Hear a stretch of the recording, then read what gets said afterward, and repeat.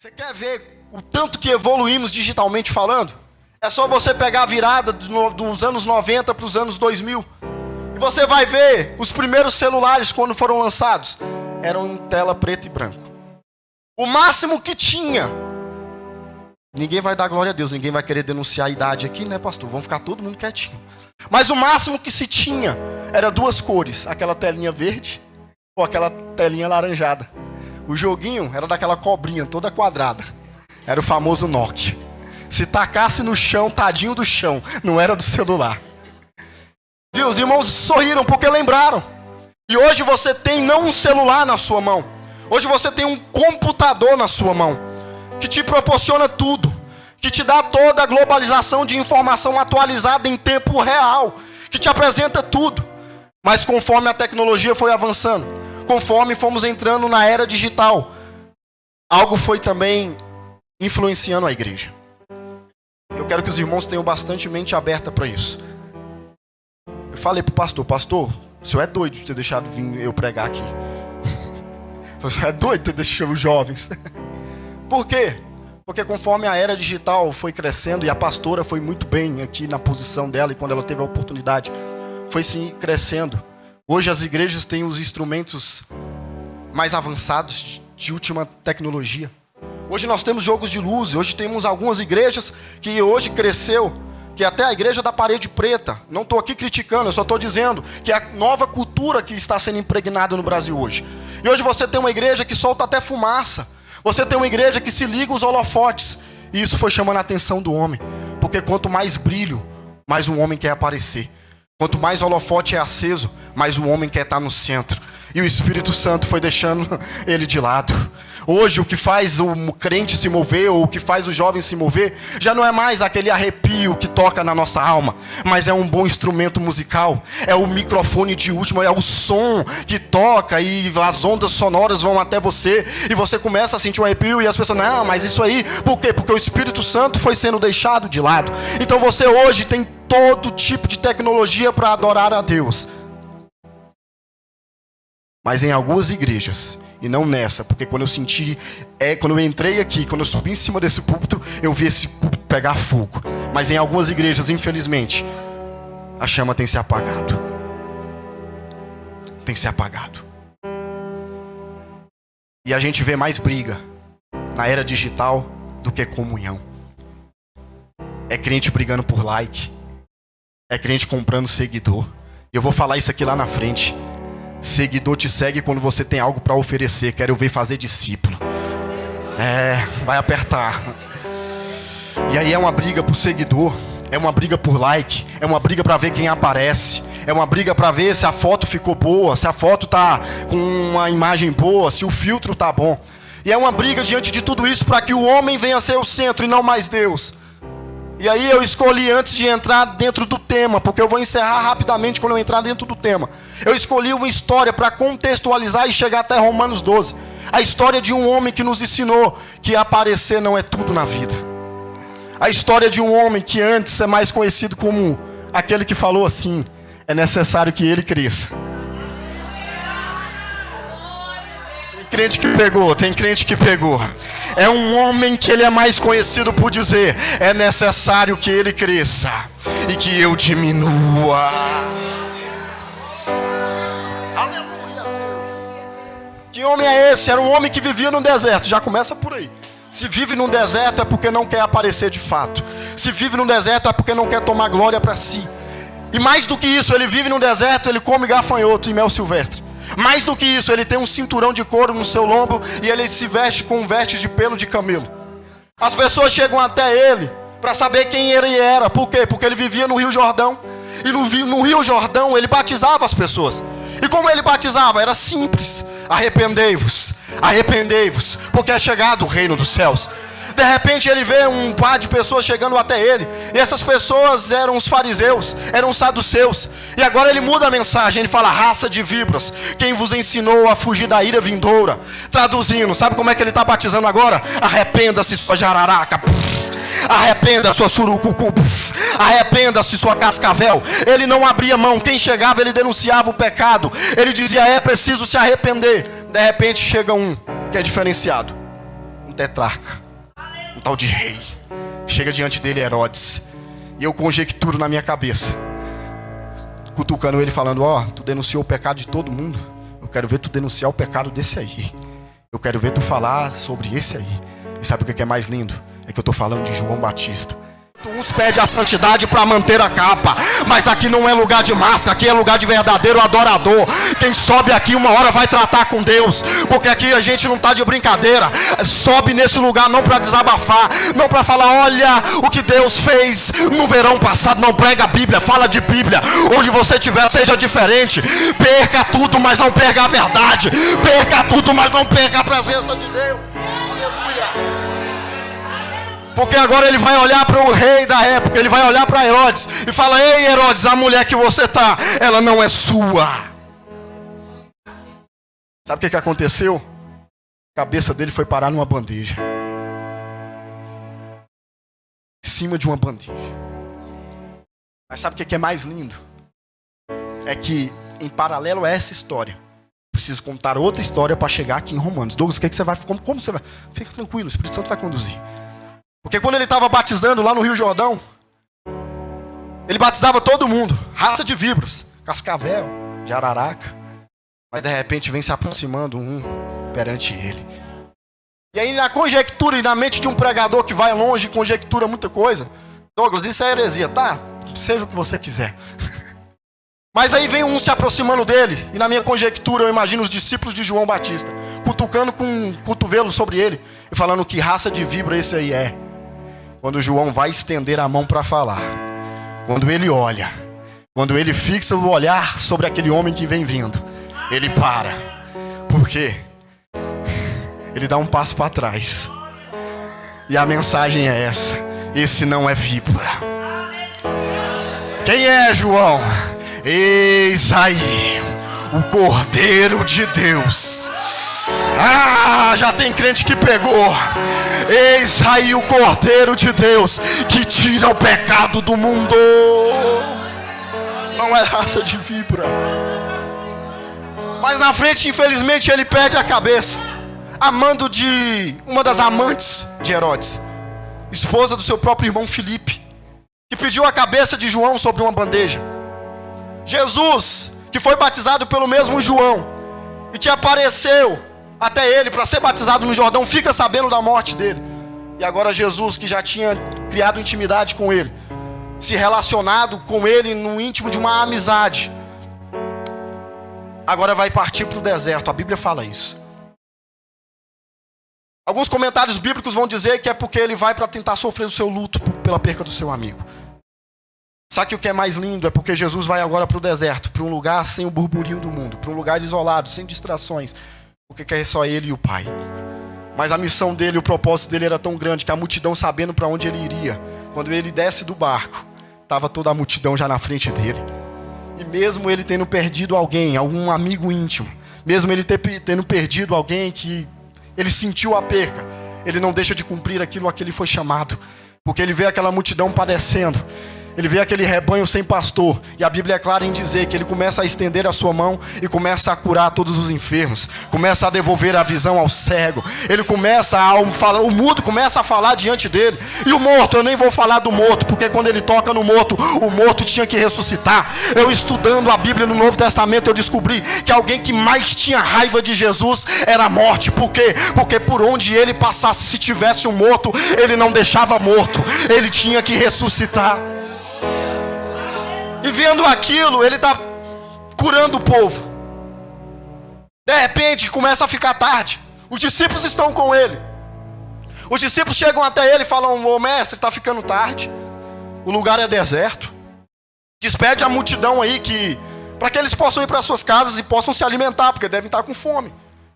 E aí Jesus, aqui eu aprendo que ele não despede ninguém sem prover o alimento. Se você veio com o coração aberto, ele não vai, meu Deus. E aí Jesus fala: dá a vocês o que de comer. Os discípulos olham e falam: não temos nada. Mas aí aparece André, irmão de Pedro. Fala: olha, temos aqui um garotinho. Esse garotinho tem 5 pães e 2. Não deixa o pregador pregando sozinho não. 5 pães e 2. peixinho tava melhor, mas tudo bem, deixa peixe mesmo. 5 pães e 2 peixinhos. Sabe o que é que os discípulos falam? E o próprio André que apresentou o garotinho. O que é isso para tanta gente?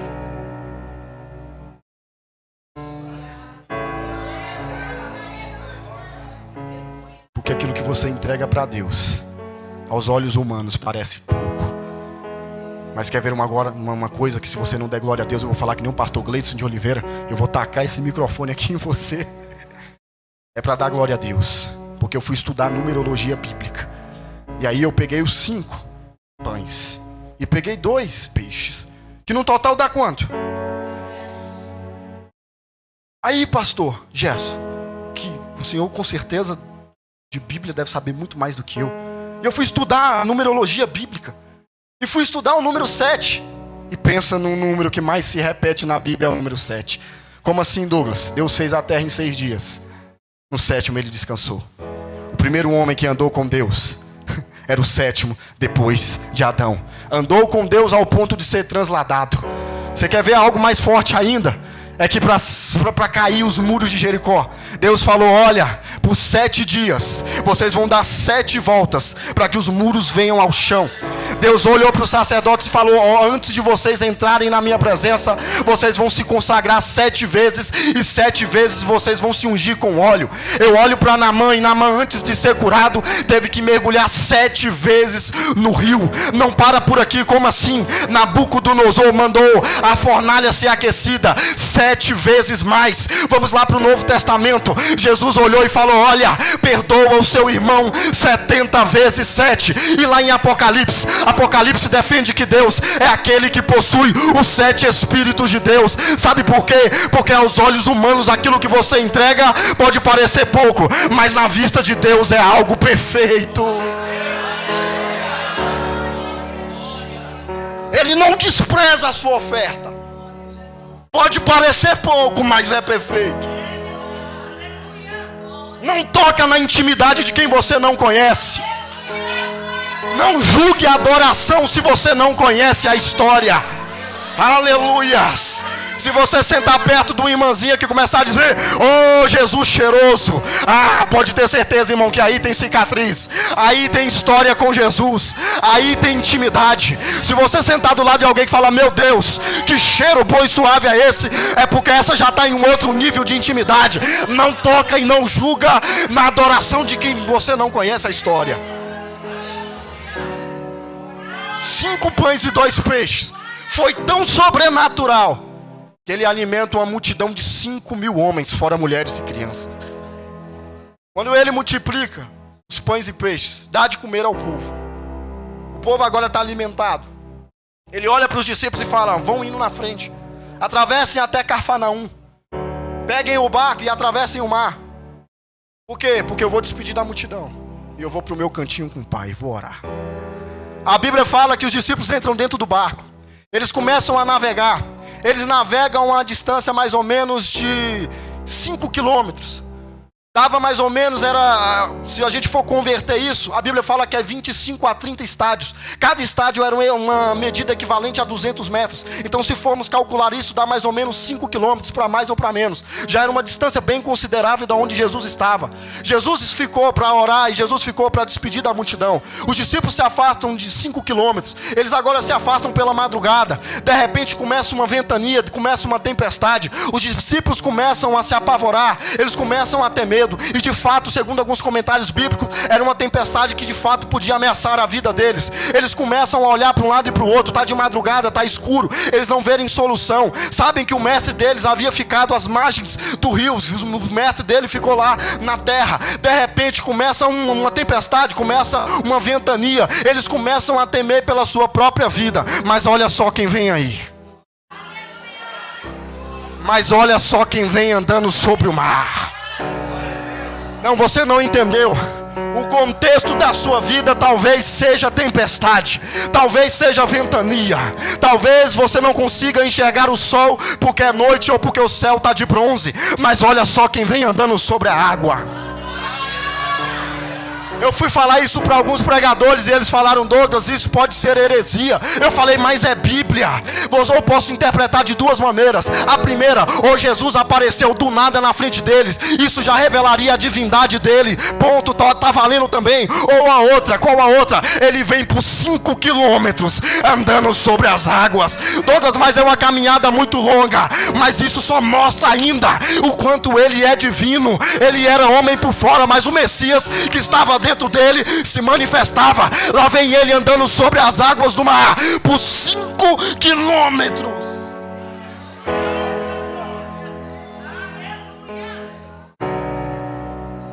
Quando ele aparece, estava escuro de madrugada. Os discípulos que estavam apavorados ficam ainda mais apavorados. Por quê, Douglas? Porque eles não reconhecem quem está vindo. Mas sabe o que é mais lindo? É porque quando Jesus multiplicou pão e peixe, e ele deu de comer e alimentou uma multidão de 5.000 homens, fora mulheres e crianças, uma multidão que facilmente poderia chegar a 15.000 pessoas, as pessoas olharam para ele e falaram: esse de fato era o profeta que nós esperávamos. Esse de fato era o profeta que havia de vir. Mas agora os discípulos estão dentro do barco, no meio da tempestade, no meio da ventania, as ondas estão agitando o barco. Está escuro, eles não conseguem reconhecer. Por quê? Porque é fácil reconhecer Jesus multiplicando pão e peixe. Eu quero ver reconhecer ele no meio da tempestade. Não, você não pegou. É fácil reconhecer ele quando ele está na mesa partilhando do pão.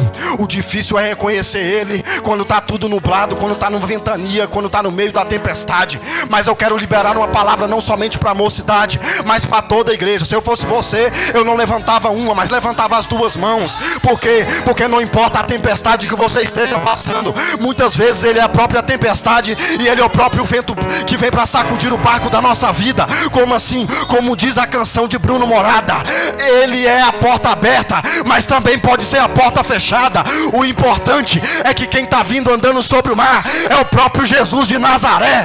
E sabe o que é mais lindo? É quando ele sobe dentro do barco, quando ele entra dentro do barco, a Bíblia vai falar que a ventania se cessou, que as ondas pararam, que o vento não soprou mais. Alguns comentaristas vão dizer que isso foi pura coincidência. Eu não acredito em coincidência, eu acredito em cristocidência. Eu tenho certeza que quando ele entrou dentro do barco, o vento, as ondas e toda a tempestade sabia quem estava lá. Então eles falaram: é melhor a gente ficar quieto, porque quem está dentro do barco é aquele que tem poder para acalmar a tempestade, para mandar as ondas pararem, para cessar o vento.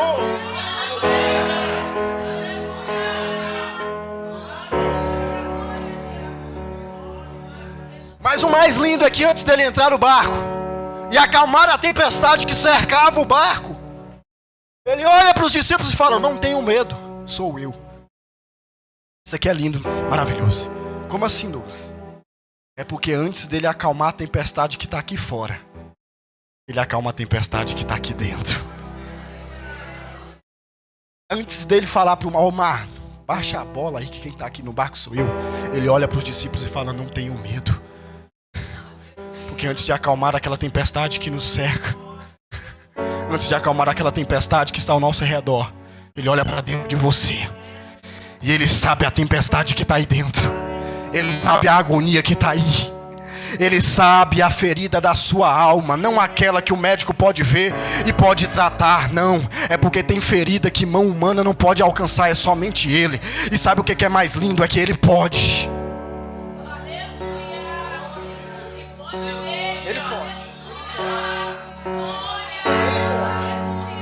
A gente vive num século que a tecnologia cresce, que ela aproxima pessoas que estavam distantes, mas distanciam pessoas que estão próximas. É só você pegar o contexto atual. É só você pegar um pai de família que entra dentro da sua casa, não cumprimenta mais a sua esposa, não dá mais um beijo. É só falar de trabalho, é só entrar dentro do computador, entrar na internet e falar: não, eu preciso trabalhar. E aí a tecnologia nos proporcionou mais acessibilidade, mas perdemos o afeto, perdemos o toque. E sabe quando sentimos isso? Pandemia. E muitos eu vi se levantar e pregar, dizendo: não, a pandemia vai passar. por mais de anos. E quem não entendeu que era um puxão de orelha de Deus, está enganado. Porque Deus deu um puxão de orelha na sua igreja. É mais importante, pastor, do que eu mandar uma pessoa para quem está em outro continente, é eu dar um abraço no meu irmão que está do meu lado. Aí, o mais lindo ainda, e eu entro dentro do tema e começo a pregar. Que isso? Sempre quis falar isso. Brincadeira, gente. É que quando ele também entra dentro do barco, ele acalma o coração dos discípulos, que ele acalma a ventania e a tempestade. Os discípulos olham para ele e falam: verdadeiramente esse era filho de Deus.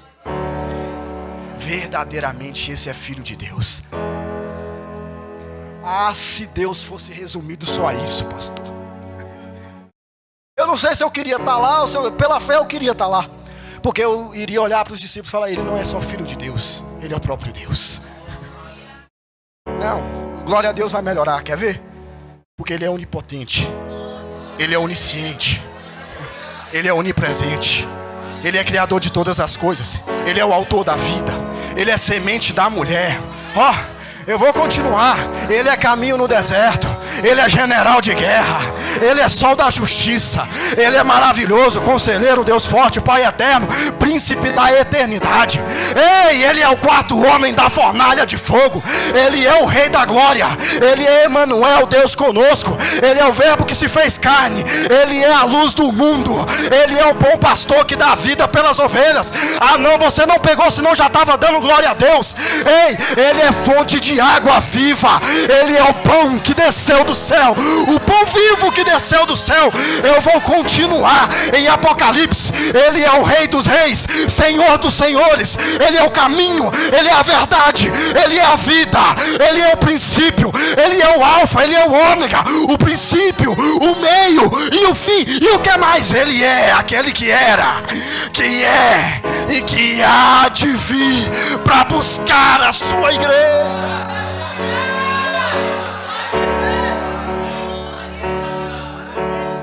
Ah, se pudéssemos resumir quem ele é.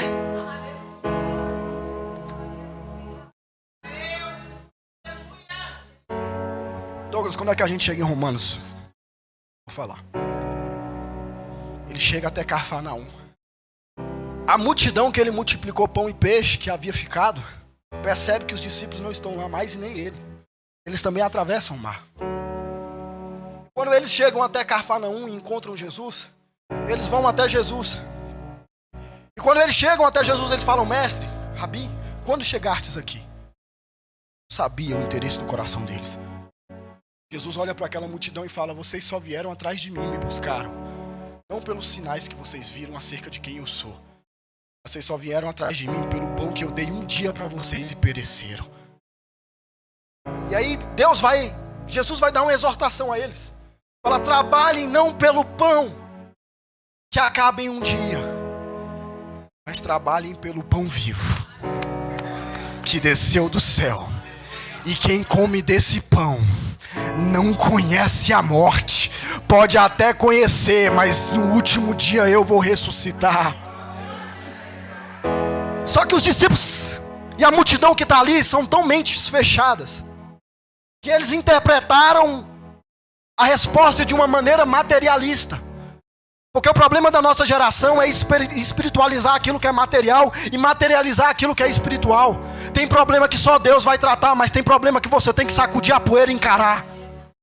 Tem problema que é só Deus que vai trazer a solução para você, mas tem problema que é você que tem que botar a mão na massa e falar: esse eu vou resolver.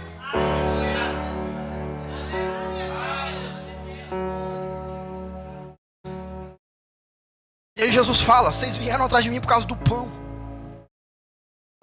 E aqui eu começo a bater um pouco. Você só vai ter seguidor quando você tiver algo para oferecer. Quando é que eu vou ter discípulo? Discípulo, seguidor te segue por aquilo que você oferece.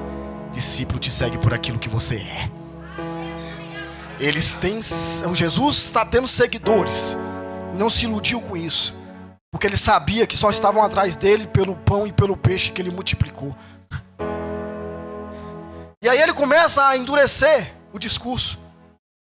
E ele começa a falar: olha, quem não comer da minha carne e quem não beber do meu sangue. Aí o negócio ficou mais feio ainda. Porque se eles interpretam a resposta de Jesus de uma forma materialista, eles levam o discurso de Jesus para uma ótica de canibalismo. Então eles começam a olhar: rapaz, temos que comer da carne dele. Eu não quero isso. Duras são essas palavras. Quem pode suportá-las? Sabe por quê?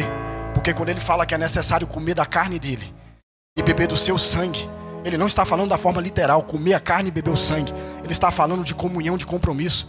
Porque carne e sangue, lembra de Santa Ceia, o pão, e lembra o vinho, que representa a carne e representa o sangue. E a Santa Ceia representa comunhão e compromisso. Então quando ele fala: é necessário comer da minha carne e beber do meu sangue, ele está dizendo: vocês têm que me seguir, não só por aquilo que eu ofereço, mas tem que ter uma comunhão e um compromisso com a minha palavra. Tem que ter uma comunhão e um compromisso comigo. Não tem que andar comigo só porque eu multiplico pão e peixe. Tem que andar comigo porque eu sou o próprio pão vivo que desceu do céu. Ele começa a exortar a multidão. Quando começa a ouvir que agora é preciso ter compromisso e comunhão, um a um começa a dizer: duras são essas palavras. Por quê? Porque a geração de hoje em dia é a geração do fast food, é a geração do micro-ondas, que é tudo na mesma hora. Se não tiver na mesma hora, eles vão para outra igreja, começam a pular de igreja em igreja. Eles querem um milagre rápido, eles querem um milagre entregado na bandeja. É a geração que eles estão passando aqui. Eu estava conversando com meu cunhado, é tudo no automático. Eles estão vendo um vídeo, se o vídeo não agrada, joga para cima e vai jogando e está no automático. E Jesus está dizendo: para me seguir não é no automático. Para me seguir tem que me adorar em verdade e espírito. Tem que ter comunhão e compromisso. Aí duras são as palavras. Um a um dão as costas para Jesus e deixam de seguir. Eu acho que se fosse no tempo de hoje, alguém ia chegar para Jesus e ia falar assim: ô Jesus, muda o discurso, muda aí a palavra. Não é o que está sendo pregado hoje, sim ou não? Não, vamos lá, eu não quero, é sim ou não? Muda o discurso, prega uma mensagem mais light, prega uma mensagem só sobre o amor, pegue uma mensagem que não importa o que eles fizeram, Deus sempre vai amar eles. E aí o irmãozinho que está numa vida de promiscuidade, de prostituição, não consegue mudar porque não é confrontado.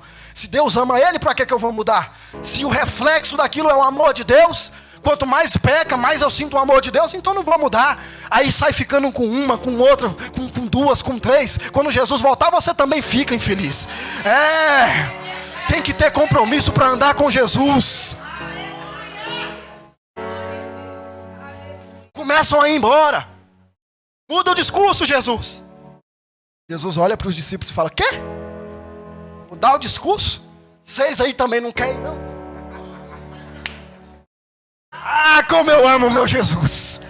Jesus olha para os discípulos e fala: e vocês não querem ir também, não? Se levanta um. Eu fui estudar sobre a biografia dele. Temperamento colérico, sanguíneo. Era fleumático. Gostava de uma confusão, de uma briga, emocionado. Agia, depois pensava. Era Pedro. Pedro se coloca de pé.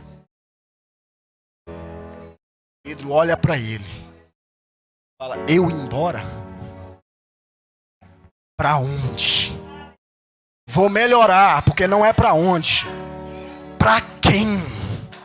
Porque Pedro não está falando de um lugar, Pedro está falando de uma presença. Pedro não está se referindo a um lugar em quatro paredes. Pedro está falando de uma pessoa, de um ser. Para quem iremos nós, Jesus? Se só tu.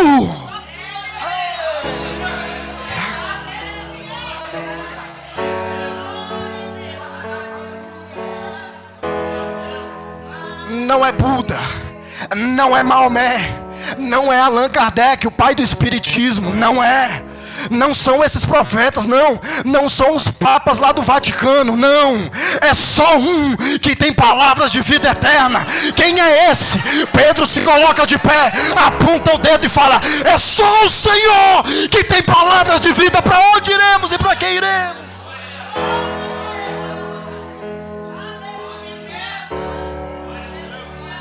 E aqui eu entro dentro do tema. Porque Pedro não vai pela opinião da maioria, porque se ele fosse, ele tinha ido embora com o restante. Pedro teve entendimento de que às vezes o discurso é duro, mas é daqui que saem palavras de vida. Às vezes o caminho é de cruz e de espinhos, mas é daqui que tem água que jorra para a vida toda. E aí ele não vai pela maioria. Ele não vai de acordo com o pensamento da maioria, pelo senso comum. Ele pensa. E o que você quer dizer com isso, Douglas? Para entrar dentro do tema, do texto. É simples. Porque nós vivemos uma geração de Maria vai com as outras. Agora não tem glória a Deus, né? Eu falei, vocês é doido de chamar esse pregador aqui, mas tudo bem. Vivemos numa geração de Maria vai com as outras. Você quer ver um exemplo? Quando saiu a série Vandinha. Vixe, ó, já vi um vixe. O tanto de jovem adolescente que queria ser como aquela menina. Vamos atualizar ainda mais? Tem um filme aí de uma mulher aí que tá no cinema. É uma tal de... Não entendi. Só fala disso na rede social. E o pior, tá todo mundo botando rosa. Botando Barbie. Tu olha pra menina e fala, o quê? Mas tudo bem. E isso a psicologia vai explicar como efeito manada. O que é efeito manada? Efeito manada nada mais é do que eu ver um grupo de pessoas e eu querer me comportar e agir com ela para que eu possa ser aceito por esse grupo de pessoas. Eu tenho que agir conforme eles, eu tenho que me vestir conforme eles, eu tenho que ter um comportamento igual a eles para que aquele grupo de pessoas possa me abraçar. Traduzindo, quem não tem identidade copia o ímpio. Ah não, você não pegou. Quem não tem identidade copia o ímpio. Porque é muito legal ser parecido com a Barbie. Ora, é Barbie, é linda, é bonita, é uma moça bonita. Eu nem vou falar do Cristiano Ronaldo, aquele topetão dele, aqueles gominhos que ele tem. Deve ser muito lindo ser parecido com o Cristiano Ronaldo. Porém, mais lindo do que ser parecido com ele, mais lindo do que ser parecido com a Barbie, é você olhar um jovem na rua e falar, ei jovem, eu vejo você parecido com Jesus. É você olhar para aquele jovem, rapaz, mas baixou um apóstolo Paulo aqui, baixou um João Batista, muito mais lindo do que você querer parecido com o século, do que querer ser parecido com o mundo. É você querer ser parecido com o reino de Deus, é você querer ser parecido com aquilo que Deus pode te proporcionar.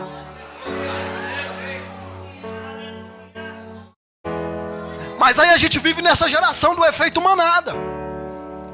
Uma geração que não tem identidade e copia o outro porque não tem identidade e acaba copiando o que não presta. Quer ver?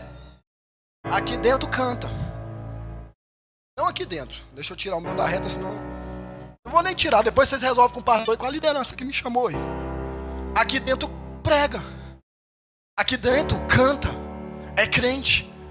Mas quando chega na escola, tá no grupinho que só fala imoralidade sexual. Por quê?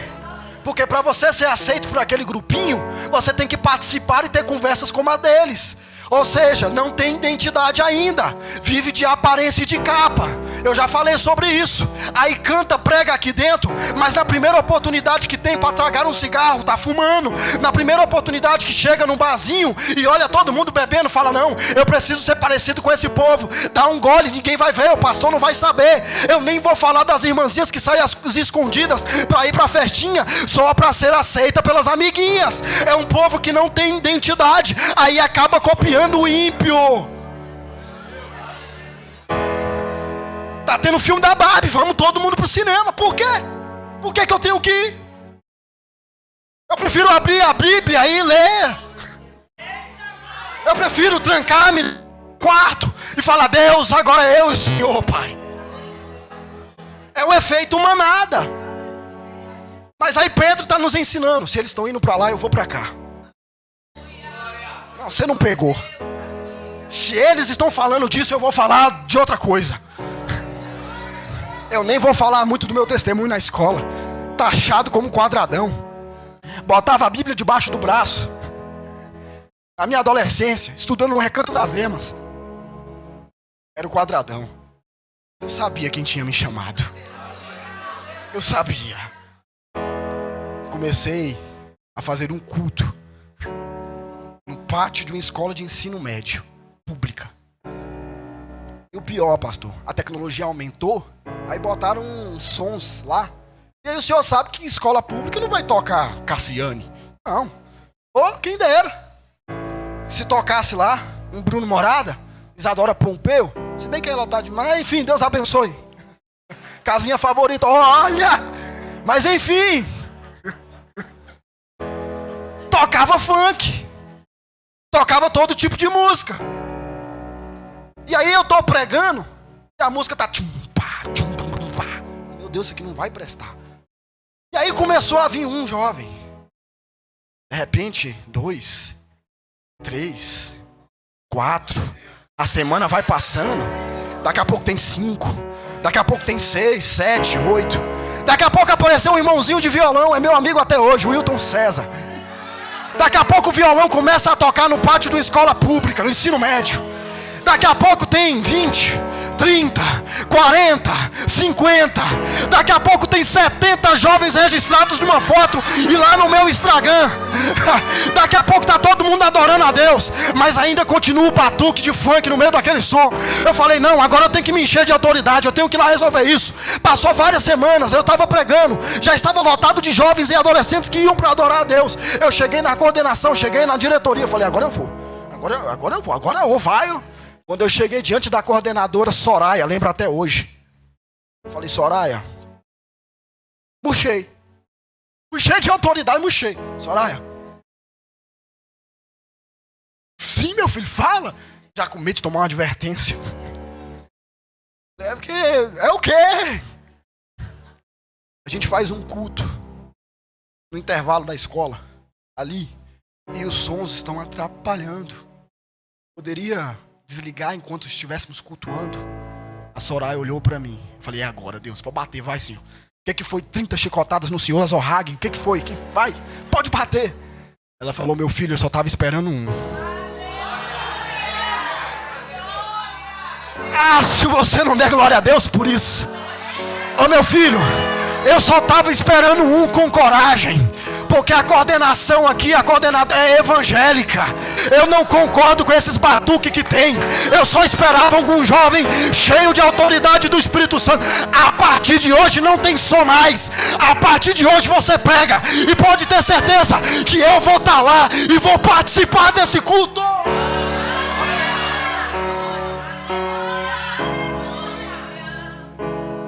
Não vai pela maioria. Saiba o chamado que você tem, jovem. Pedro não foi com a multidão. Uma fonte de vida, só Jesus, oásis. Pedro não foi com a multidão.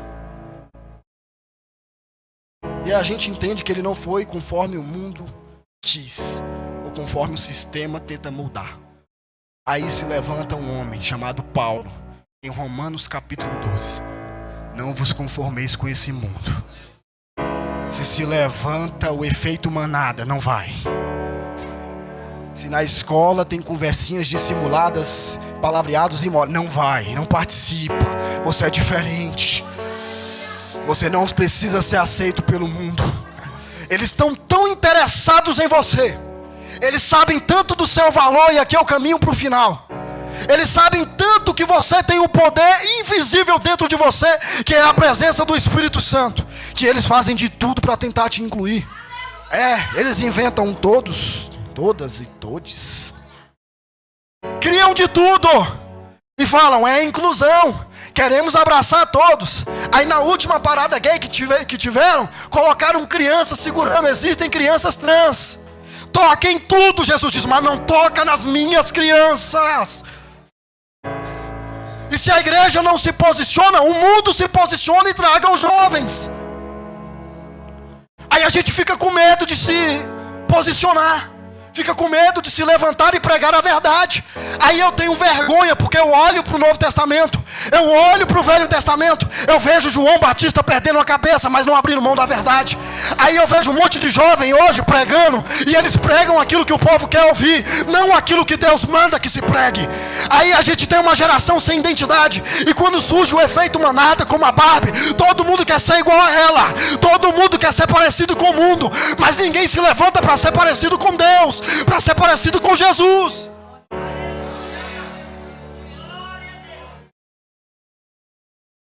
E Paulo fala: apresentei os vossos corpos, o seu corpo, como sacrifício. Não, vamos lá, eu sei que vocês estão chateados comigo, depois a gente conversa, vamos lá. Como sacrifício. Esse é o culto.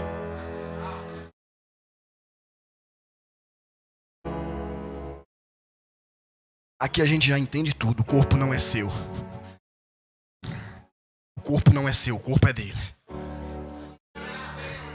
Nem vou entrar no mérito de política, porque eu vejo algumas se levantando e falando: olha, sou feminista cristã.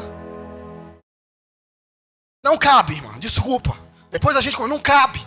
Feminista e cristã na mesma frase não tem. Não existe. Porque o que as feministas mais pregam é isso: o meu corpo, minhas regras.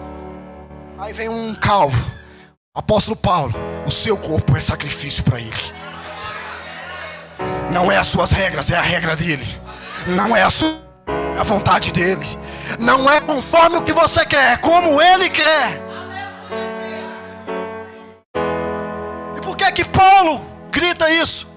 Embora esse discurso dele foi um grito contra o sistema. Porque quando ele fala: não vos conformeis com este mundo, a palavra mundo, mais perto do seu original, vai dar a entender um sistema. É Paulo dizendo: não se conforme com o sistema que o mundo está pregando hoje. Porque conforme a tecnologia foi aumentando, aumentou o acesso à pornografia. Como assim, Douglas? Você tem um celular na sua mão, que te dá todo tipo de acesso a todo tipo de conteúdo, e principalmente conteúdo explícito. Aí você vai nas pesquisas e vê que 70% da igreja tem problema com pornografia. E quando 70% da igreja tem problema com pornografia, cresce o índice de divórcios dentro da igreja. A cada ano que se passa, bate-se o recorde de divórcio dentro da igreja. Por quê? Porque aquilo que é tecnológico atrai mais o povo da igreja do que aquilo que é verdadeiro, do que aquilo que é real, que é a presença dele. Aí você tem pessoas que estão isoladas, pessoas que estão dentro do seu mundinho e estão viciadas. Por quê? Porque quando a pessoa está viciada em pornografia, isso aqui é para os jovens, uma parte do cérebro dela diz: você precisa de mais, você precisa de mais, você precisa de mais, e você nunca está satisfeito. Pesquisas foram feitas e compararam: uma pessoa que é viciada em droga é o mesmo que uma pessoa que está viciada em pornografia, é a mesma parte do cérebro, ou seja, ela não para, não se satisfaz. Aí você tem o aumento da era digital, que te proporciona todo o conteúdo. Você tem 70% de pessoas dentro da igreja com problemas com pornografia. Você tem um alto índice de pessoas que sofrem com divórcio. Você tem problema com pessoas que estão dentro de casa, mas estão distantes. Porque o mundo prega isso. O mundo prega prazer carnal. É legal, o mundo vai dizer, ter relações sexuais com o namorado antes do casamento. É legal fazer parte de um grupinho, diz o mundo, que só fala de moralidade. É legal fazer parte daquele grupinho que desobedece pai. Aí Paulo está dizendo: apresenteis o vosso corpo como sacrifício, porque esse é um culto. Sabe por quê? Porque culto não é uma performance de 3 horas em cima do púlpito. Culto é um estilo de vida que eu vivo fora do altar. O que Paulo está dizendo: não adianta vir aqui e fingir que está cultuando, mas está com a vida torta de fornicação lá fora. Não adianta vir aqui dentro e falar: eu amo a Deus, mas está adulterando e está traindo a esposa e sendo infiel com ela lá fora. Não adianta vir aqui e falar: Deus, eu te apresentei um culto de 3 horas, sendo que lá fora você anda com a vida de promiscuidade. Não adianta. Culto vai muito além do que uma performance que eu apresento aqui em cima. Culto é uma performance de vida lá fora, é o estilo de vida lá fora. Você quer ver uma coisa? Para alguns o culto começou quando a igreja se iniciou. Quando se acenderam as luzes. Quando pegou o microfone, quando o pastor fez a oração inicial, quando as portas se abriram, o primeiro membro entrou, a primeira música foi entoada. Para alguns o culto começou ali, para outros o culto começou quando ele abriu os olhos. Quando ele botou o pé no chão e ele fez a primeira oração matinal. Para alguns o culto só começou quando ele estava aqui cantando e adorando a Deus. Para outros o culto começou quando ele estava escovando os dentes. Ele estava olhando no espelho, o olho estava cheio de remela, mas ele estava cultuando a Deus. O culto dessa pessoa começou não quando ela chegou aqui, começou quando ela estava em casa tomando o seu banho e se arrumando, cantarolando para Deus. Sabe por quê? Porque ela entendeu que o culto não é o que eu apresento aqui, o culto é o meu corpo que eu apresento lá fora para Deus.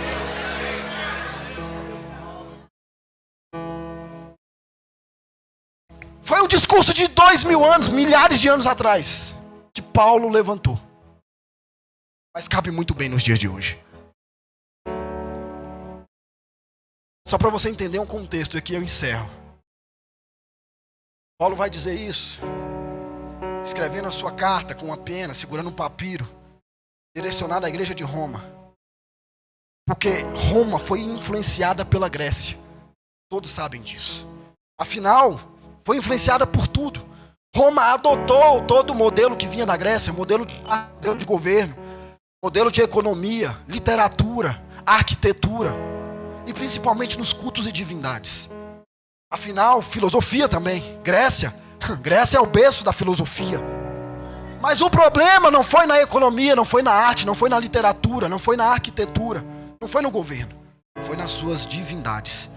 Porque quando Grécia serviu de modelo para Roma, em relação à sua religião politeísta, ou seja, adorava vários deuses, ali temos um problema. Por quê? Porque Roma vai aprender que quando o mar está agitado é Poseidon.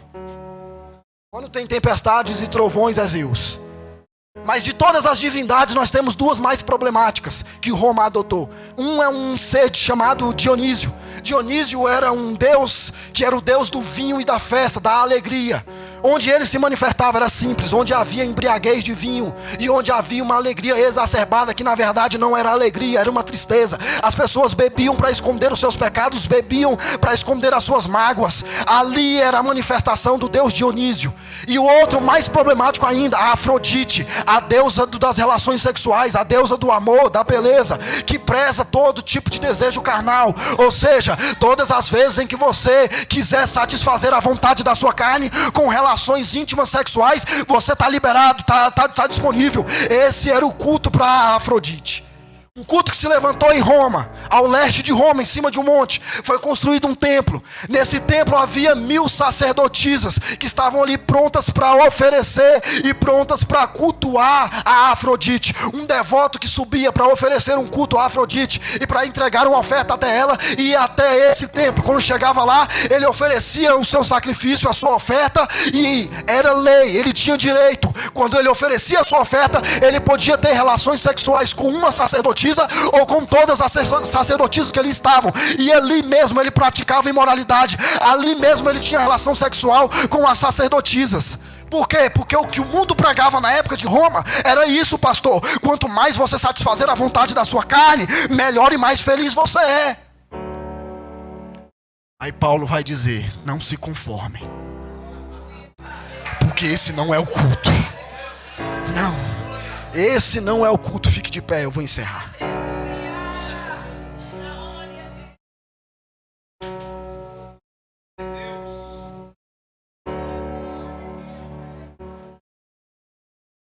O divórcio é normal lá fora, aqui dentro não. A imoralidade sexual é normal lá fora, aqui dentro não. A mensagem é simples: conectados com Deus em um mundo digital. Porque se o mundo cresceu digitalmente falando, cresceu todo tipo de índice negativo para a igreja. Porque as pessoas não entenderam que independente do que o mundo faz, do que o mundo se transforma, independente do que o mundo apresenta, eu tenho que estar conectado com Deus. É simples. É simples. Um dia desses eu vi um pastor falando, eu esqueci o nome dele. Ele trouxe vários estudos que eu não vou lembrar com exatidão. Eu vou falar por alto aqui, posso estar enganado. Mas o pastor começa a falar, olha, se você já assistiu a série inteira de Game of Thrones. Aí ele começa a falar, você podia ter lido a Bíblia 30 vezes. Os números não estão exatos, eu estou jogando aqui. Mas ele fala mais ou menos isso.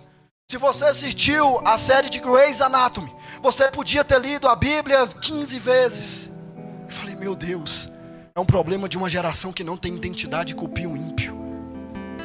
Porque se conformou com o mundo. Porque se o mundo prega isso, eu vou ser parecido com o mundo. Porque se o mundo fala isso, então eu vou ser isso. Você não é isso.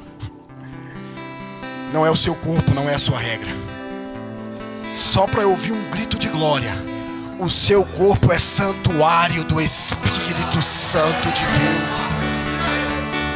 Segura só um momento.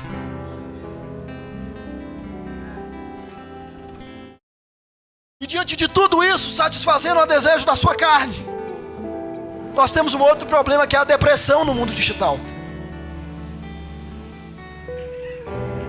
Porque você não tem mais propósito de vida. Você chega da escola, celular, computador, rede social. Eu conversava com meu cunhado, ele já tinha me alertado, e depois eu vi que era realmente automático. Ele falou, Douglas, sabia que eu estava no nível que eu pegava o meu celular, destravava e depois botava aqui de novo. Eu tinha que... E esses dias eu viajando, pastor, não é que eu fiz isso. Peguei o celular, destravei, olhei. Falei, ó. Porque estamos no automático. Estamos no automático. Estamos nos conformando com esse mundo.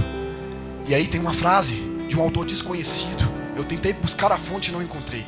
Ele fala, pode mudar tudo. A tecnologia, a era digital pode aumentar. Mas a forma de se conectar com Deus ainda é só uma. Joelho no chão. É joelho no chão. É joelho no chão. Então não é as suas regras. O seu corpo é santuário do templo. É santuário do Espírito. Não é conforme a sua regra. Aí quando você faz aquilo que você bem entende, tem depressão. Porque você alimenta a sua carne, mas não se sente satisfeito. Porque Jesus tentou dizer isso. E aqui eu ligo as mensagens. Eu dou o pão para vocês, mas esse pão acaba em um dia. Não vai satisfazer para sempre. Mas eu sim. A minha presença sim vai te satisfazer para frente. Para sempre.